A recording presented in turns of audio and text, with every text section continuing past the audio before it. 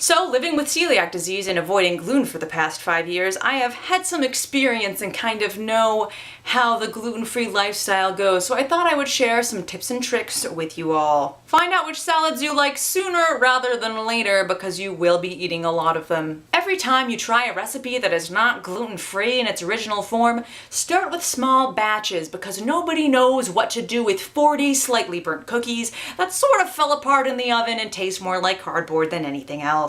Even if you feel stupid for doing it, always read the ingredients. You will often be faced with the choice of insulting someone's baking or suffering through a truly terrible dessert.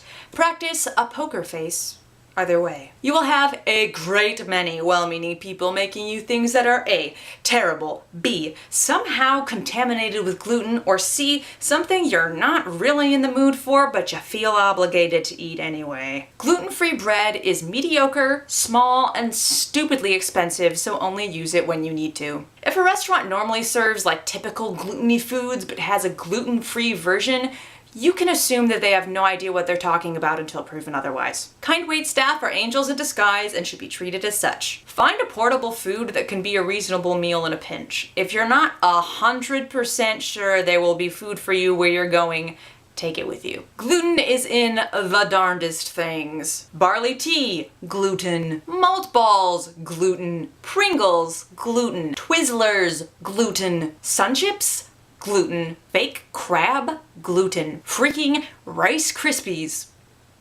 gluten. You are under no obligation to eat crappy food just because you're the only person who can't eat the good food. Pinterest is your friend, although occasionally a dumb friend who gives terrible suggestions. Gluten-free Oreos, cream cookies, and pretzels are one of the rare breed that are actually better than their glutinous counterparts. If you can, look up the menu before eating out. See if they have designated gluten-free menu, a gluten-free kitchen, or like a single sad salad and a loaf of gluten-free bread that's been in the freezer for 8 weeks. Tortilla chips are the crunchy goodness that your gluten-free body needs. Never, ever trust airplane food. Oats don't actually contain gluten themselves, but they're often cross-contaminated with like wheat or something, so you should always look for that gluten-free label. Every person that you ever meet will have a roommate, or a friend, or a cousin, or a great aunt once removed who went gluten-free. You will hear their stories and they will all sound the same. Take small bites of suspiciously delicious looking food.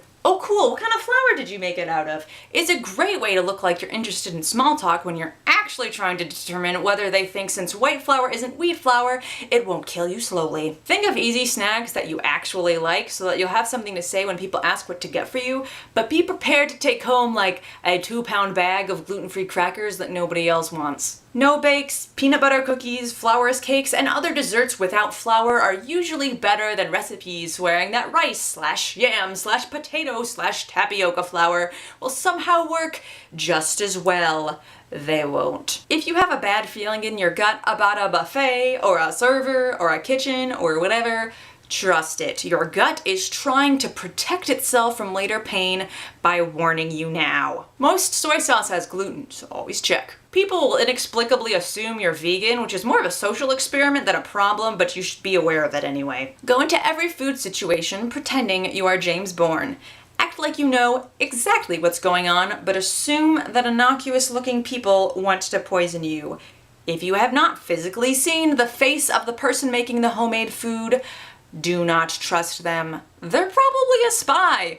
Or, someone who just put gluten-free flour in the same mixer they just used to make bread. When you find a restaurant that works, don't be afraid to eat there all of the time. They have earned your patronage. When you find friends that also can't have gluten, know that you have formed a type of bond that cannot be duplicated by any other means. Share food, share stories and tips, share cooking adventures. Never let them go, for fate has brought you together. You have been dealt a pretty crappy hand with this, so take your advantages where you can get them. Do not feel guilty about special food that is better than everyone else's. being allowed to bring food when normally that's not okay, or being given piles of leftover baked goods because you're the gluten-free one. And if you eat gluten and you don't feel good, you have the right to cancel everything, stay home, and watch Netflix because you are suffering enough. Much like the Lord of the Rings movies, the gluten-free life requires a little bit of adaptation from the original, but it is ultimately fulfilling and good in its own way. If you are a fellow gluten-free person, please share your tips and tricks below because we are making it through together. I want to learn from you as you have learned from me. It's a tough life, I'm gonna be honest, but ultimately it is definitely doable. Thanks for watching. See y'all later.